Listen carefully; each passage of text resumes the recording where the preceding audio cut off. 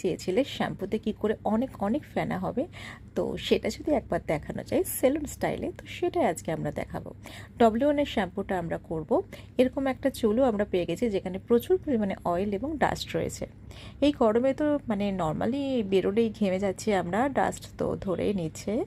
তো যাই হোক, ভালো করে দেখুন, আমরা প্রথমে জলে ভিজিয়ে নিয়ে শ্যাম্পুটা অ্যাপ্লাই করলাম। শ্যাম্পুতে কিন্তু ফেনা হচ্ছে, আপনাকে দেখতে হবে পুরো চুলটাতে ভিজেছে কিনা এবং শ্যাম্পুটা সঠিক পরিমাণ ইউজ করছে কিনা। দেখছেন কিভাবে আমরা শ্যাম্পু করছি, কেন করছি জানেন? এনার চুলে প্রচুর পরিমাণে ডাস্ট এবং অয়েল রয়েছে, তো এইভাবে শ্যাম্পু করতেই হবে।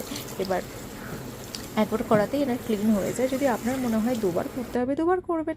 এনার যথেষ্ট ছোটো ছোটো চুল, তো সে কারণে কম করা হয়েছে। এবার কন্ডিশনার অ্যাপ্লাই হচ্ছে। কন্ডিশনার একটু ইমালসিভে ভালো করে করতে হবে।